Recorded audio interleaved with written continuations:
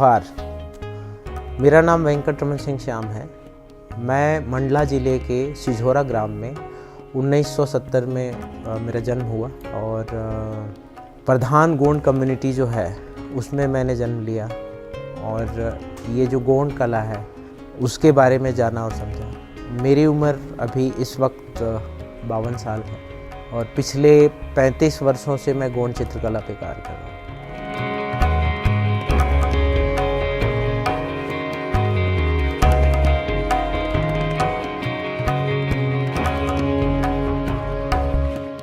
वैसे तो गोंड पेंटिंग में किसी प्रकार की कोई पद्धति नहीं। पद्धति का मतलब ये है कि जैसे सिखाया जाए, लेकिन आज चूँकि हम शिक्षित हैं और एक शिक्षाप्रद रूप से उसको आगे लाने का प्रयास कर रहे हैं, तो उसमें मैंने उसको कैटेगराइज किया हुआ है।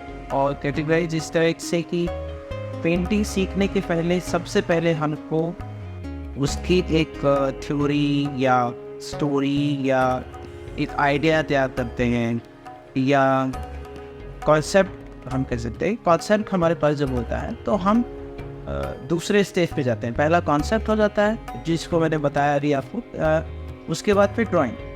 तो कॉन्सेप्ट के मुताबिक मान लीजिए हमें कोई कहानी पसंद है, तो ये जब हमारे पास वो कहानी होगी तो उसको ड्रॉ करने में भी हमें आसानी।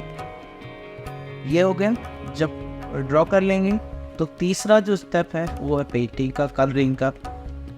कलर हमारे अपने चॉइस होते हैं रंगों में, चाहे आप रेड ले लें, ब्लू ले लें, ब्लैक ले लें, जैसा आपको उचित लगता है। लेकिन रंग ऐसे लें कि उसके ऊपर जो आप पैटर्न लगाएं वो बखूबी दिखे। इसलिए रंगों का भी चयन सोच समझ करके किया जाता है। मोस्टली क्या होता है, ब्लैक से पैटर्न होते हैं, वाइट से भी किए जा सकते हैं, ऐसा नहीं है। लेकिन अगर थोड़ा बहुत भी गंदा पैटर्न बना तो पूरी पेंटिंग गंदी हो जाए। इसलिए पैटर्न को सोच समझ करके और रंगों को सोच समझ करके लगाना चाहिए। जो फोर्थ है वो पैटर्न्स हो जाते हैं। फिफ्थ में आता है डॉट और आई।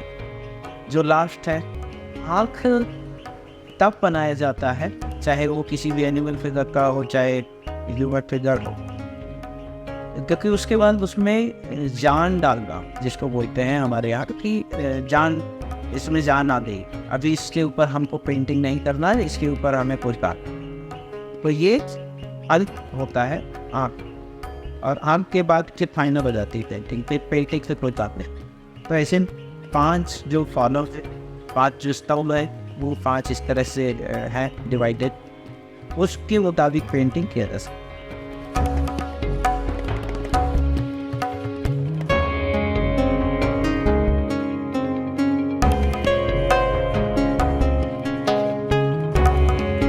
इस क्लास में हम आपको गोंड पेंटिंग जो हमने बनाया है उसको हम बना के दिखाएंगे। प्लस उसमें जो मैंने बनाया है हिरन है, हिरन के साथ में ब्रांचेस हैं, और एक प्रकार से दरअसल क्या है, हिरन का जो सींग है वो जंगल में खोया हुआ है और उसके साथ वो किस तरह से दिख रहा है और जंगल में वो हिरन कैसे खोया हुआ है वो हमने दर्शाया है। और उसके अलावा वहाँ छोटे छोटे पेड़ पौधे या पहाड़ या छोटी झाड़ियाँ या और चीज़ भी होती हैं जंगलों में, उन सबको भी हमने दर्शाने का प्रयास किया है।